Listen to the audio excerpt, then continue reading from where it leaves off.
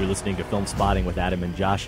When I was enjoying the films that made Iron Man 3 director and co-writer Shane Black a very handsomely paid Hollywood screenwriting commodity, films like Lethal Weapon and The Last Boy Scout, the name Shane Black meant nothing to me. I was just a young teen enjoying action flicks with characters exchanging lines of dialogue that our friend and critic Scott Tobias described as, quote, clever and smug, cantankerous yet playful, and born of a word nerd's love of language and impulse to pick apart the cliches he's ostensibly manufacturing.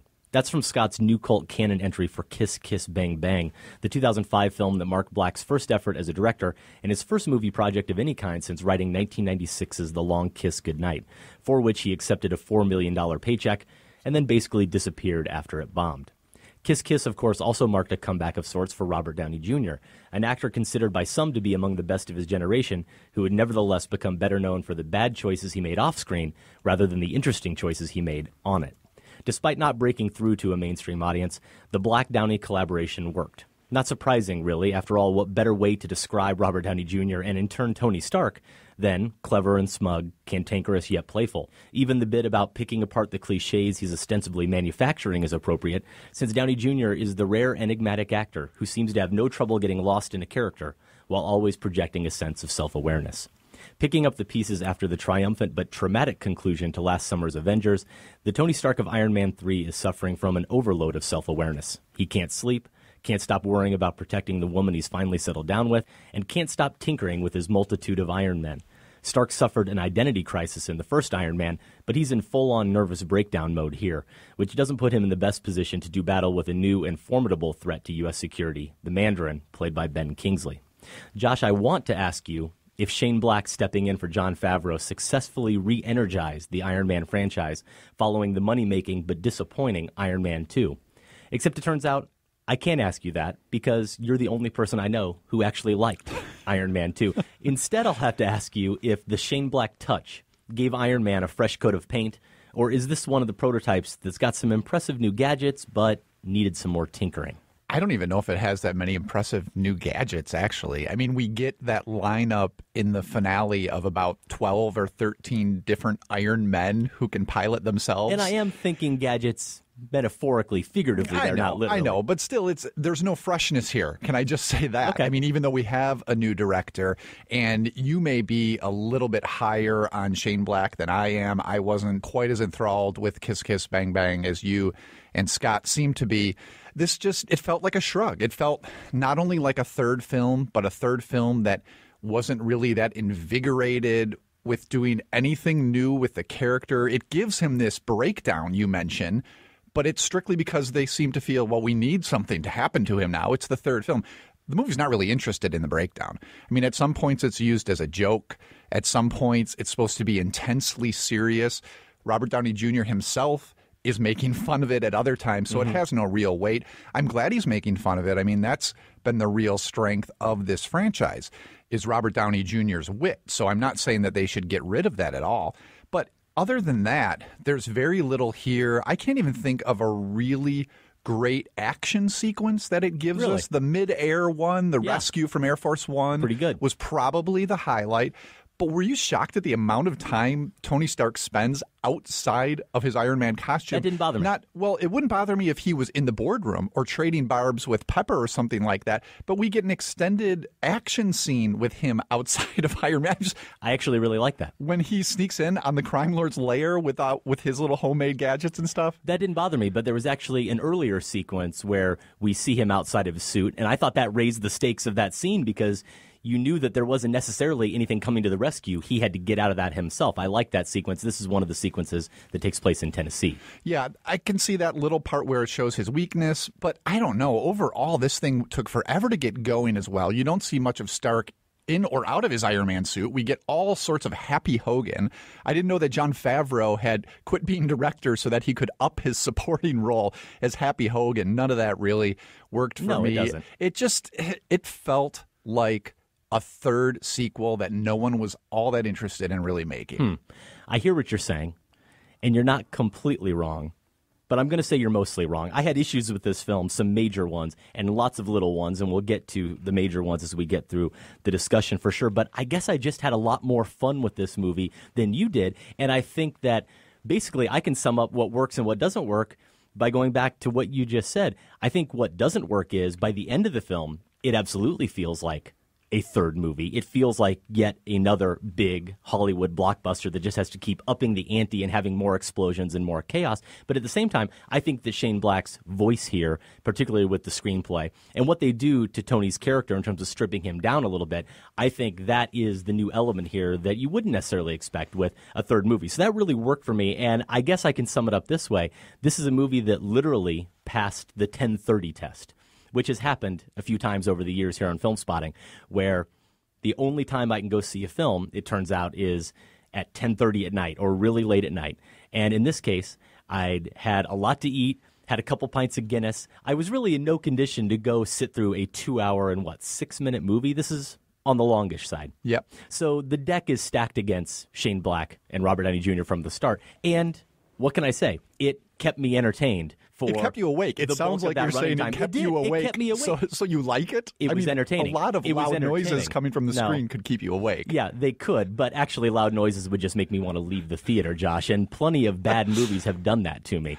Rather than keep me awake, they actually make me more drowsy. In this case, I was entertained by the film, and that's ultimately all this film aspires to do. It's definitely not as good as the first Iron Man, but it's a far sight better than the second Iron Man. Entertaining is an interesting word because that's what I would say about the second Iron Man. I did find that amusing. Mickey Rourke, though, it marked a point in his career where he was taking these roles that weren't going to capitalize on what we saw in The Wrestler just because he was back in the news.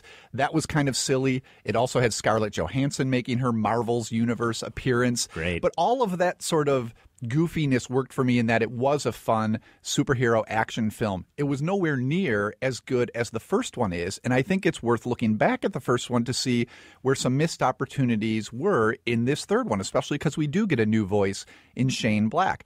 The first film was very interesting in using Stark as a parallel for American foreign policy, really, where we feel like we can single-handedly save the world through our weaponry. And it kind of undermined that a little bit.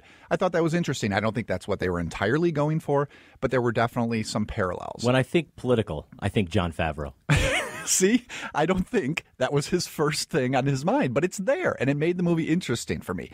Iron Man 3 had a couple of things I thought it was going to get into that could have elevated it that way. One is this whole idea of drones that we're hearing all the time. Iron Man is very much a parallel for drones, the weaponry here and how it's used, and I think if they had pushed that a little bit, just in some subtle ways, it would have given the movie some substance. Here's the one I really thought they were going to go after, is the invasion of technology in our lives. We even see Tony Stark wearing something like Google Glass, and he and Pepper have this conversation about him letting it take over his life, maybe even leading to this breakdown. And I thought, interesting, let's see how they pursue that. Completely gets forgotten. The movie seems to put all its weight in having something besides its effects in this anxiety basket. And as I said, that did not work for me. If that made the character more interesting to you, it did. I guess it could carry the film, but to me it was a complete ploy in that let's try to give this guy some depth the third time around, and so we're going to give him nervous breakdowns that pop up every once in a while to remind people this guy has some depth. You're listening to Filmspotting. We're discussing Iron Man 3, the first big blockbuster of the summer. I guess I would give Shane Black more credit and suggest that giving him some depth, it felt true to this character and true to this character at this point in his life and at this point in the franchise, and not just some kind of cheap ploy for the screenplay. So that worked for me. I am going to get into one area, I'm going to dance around an area where I think it dropped the ball along the lines that you're suggesting, but I want to say a few more things first about what I did like about the movie. And I think the screenplay, I touched on the Shane Black voice that he has here. I do think it works very well, and I'll go back to a sequence where he lands in the middle of Tennessee. And tonally, it's a bit odd, and it takes you by surprise that all of a sudden Tony Stark has this extended sequence with a young boy. How old is he? Maybe about 10 years old. Yeah, that sounds right. I think. And he's a precocious kid. He's smart. He's obviously into science. I'm not sure any part of that sequence in Tennessee is actually believable or realistic in any way, but it worked. I think a lot of their banter is really successful, and it injects some heart into this movie and into the franchise without being sappy in any way, and I would give Black credit for that. I'd agree with you that in terms of the wit, I didn't really find much heart there, but it felt very much to me when it first started like another screenwriting ploy. But you're right, Downey Jr. and the boy played by Ty Simpkins, they have a good chemistry, and they make that wisecracking work that Black has written for them. So that I kind of dreaded when I saw it where it was going, but they did pull it off. And that sequence is also one that ends with a battle scene or an action sequence that, as I suggested, I was a fan of, where he does battle with two adversaries, and you get the sense that for one of the first times in this franchise, he's genuinely in trouble. He's mostly defenseless, so you get that sense of danger, and you genuinely wonder how he's going to get himself out of that situation. And I like one of the bad guys, the main henchman here, James Badge Dale, is an actor who, I was the only guy who watched that AMC show, Rubicon, and I liked him on it. And then he was my scene stealer of 2012 for his one long scene in Flight.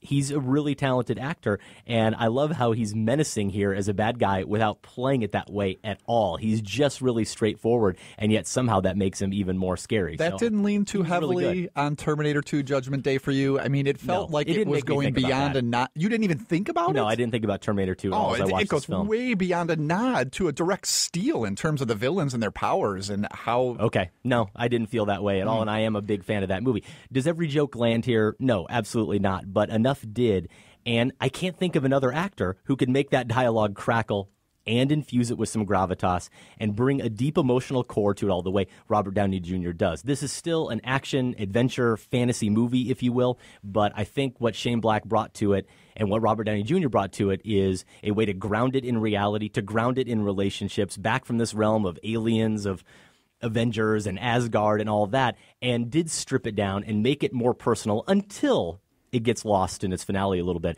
But stripping it down and making it more personal worked for me. You mentioned the Avengers, and I wonder if this was a distraction for you at all. I know all of these Marvel films have worked this way, where they're referencing to each other, or there are even cameos. And sometimes it works for me, sometimes it doesn't. Captain America, which I did like overall, sort of ended up being, at the finale, a trailer for the next Marvel movie. Here, Stark mentions the Avengers so much that I was distracted more than I've been in other films about it, to the point that during this finale, while we're thinking he's really had it, there's no one here to help him, I just kept wondering, why doesn't he call the Avengers? I thought about that from the very beginning. I mean, it's starting to be a problem. I know the intent, and this happens in comic books. When you read comic books, you're aware that others are within the same universe, having their own adventures, whatever, and it doesn't really seem to be as distracting. But here, for some reason, I don't know if it's the frequency of the movies or just how it's woven into the story here, it seemed to deflate what was going on screen. I agree with you. I did think about that from really the first point that the Avengers is invoked, and then from the first time we see the Mandarin and we see just how strong of an it's a global assault, be. Right. And so you wonder, where's S.H.I.E.L.D. and all this? And I'm sure maybe someone out there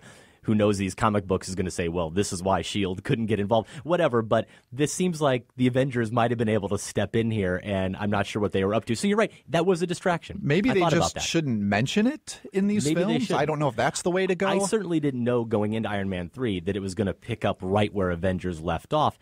Ultimately, I'm not opposed to them doing that, but you're right. Maybe if they had actually mentioned Avengers less, it would have been less distracting.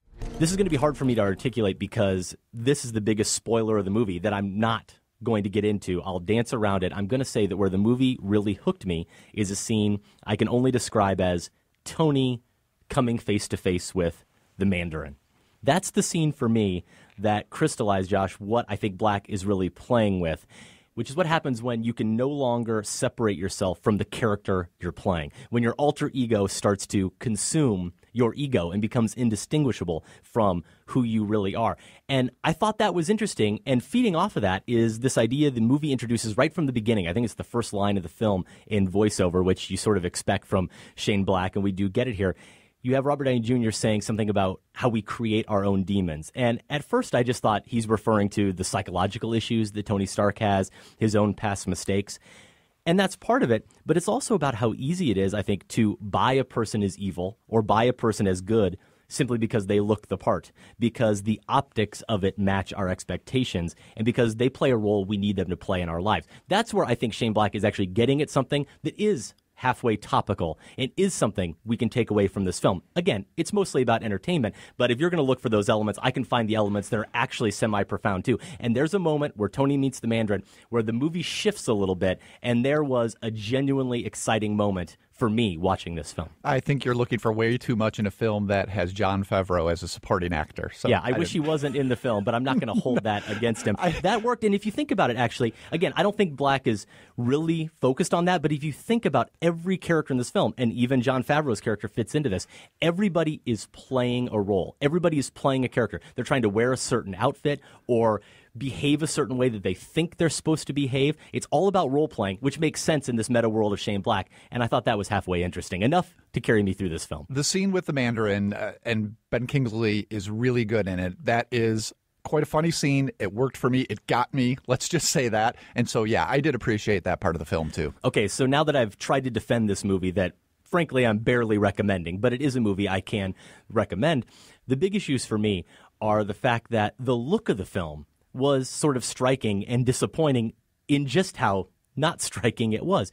It seemed a lot like a TV movie to me. Aside from the big spectacle set pieces and all the CGI, any scene that just involved characters sitting down, there's a conversation that happens at one point between Rhodey, Don Cheadle, and Robert Downey Jr., and they're at, it looks like an Applebee's type of place. They're at some bar eating some food and talking, and it seems like it is something straight out of a TV sitcom. There's just something I can see that now about you the mention images, it. Mm-hmm. and nothing about the world that we're seeing visually was vivid to me. So that was a little bit of a disappointment. I already touched on the other one, which is similar to Iron Man, one of my reservations with the film, and of course in keeping with what you'd expect from the third film in a big budget franchise, the last 20 minutes or so does become tedious and tiresome, and it is set up at the beginning of the film. I'll give Shane Black that. It's not like they just introduced all these new Iron Men figures because they could.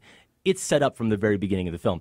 Nevertheless, there's too much chaos. There's too much just random destruction for no good reason. There's too many unrealistic things happening, even in this world of Iron Man, that the stakes that were supposed to be so high actually just kept getting lowered and lowered as things became more and more absurd. So that really left me feeling like Shane Black, in the end, couldn't help himself from getting bigger, louder, dumber, because the sequel kind of required that. Didn't you sort of feel like you were in an Iron Man showroom? Like they were bringing out the next robot for you to look at and, what would I name him? Maybe I'll buy that one. Right. And then the next one would come with a different power. And ooh, I kind of like that power. I was surprised they didn't have them as you walked out of the theater to purchase the doll, that you wanted. Yeah, it does. It does kind of feel like that. And the other one, this again gets back to a little bit of a spoiler, but you talk about the politics of the film. The movie introduces a thread that you think it's going down a really interesting political angle, because we discover, this is why he goes to Tennessee, that there is some crossover between an accident that happened with a soldier, a U.S. soldier who's come back to the U.S. after fighting in Iraq or Afghanistan, presumably, and what the Mandarin is up to. And that's what he's investigating there in Tennessee. Nothing spoilerish there. Then we get some more information and we get some more insight into that, and it introduces a really interesting angle with regard to American soldiers and thinking about them coming back from battle and what they're suffering from. And because the movie introduces it, you think Shane Black is going to go down that path, and he completely discards it. And then by the end of the film, when we're watching this big finale, when we're watching the good guys battle the quote-unquote bad guys, because of the information we learned earlier, it completely changes our perspective. At least it completely changed my perspective on the scene and what exactly was taking place. And it altered my sympathies even a little bit. And Shane Black just didn't seem interested in that, unfortunately. I think you're completely right. I mean, we're chiding each other here about looking too deeply into these Iron Man films, but I'm serious about it. They introduced those elements. They introduced the elements, and all along, because there have been real-world parallels that have been really interesting. And I guess that's why I'm a little bit harder on this film, even though it is primarily supposed to be entertainment, is because the first movie did show me that it was capable of being both simultaneously. So I wanted that, ideally. If I didn't get that, I wanted it to be fun, like I thought Iron Man 2 was. Didn't get either. So it's the least of the franchise for me. Okay. Fun enough for me, and right in the middle after Iron Man 1. It's out now in wide release, of course. If you see Iron Man 3 and agree or disagree with our takes, you can send us an email, feedback@filmspotting.net. You can also leave us a voicemail, 312-264-0744, or find us on Twitter @Filmspotting and Facebook.com/Filmspotting.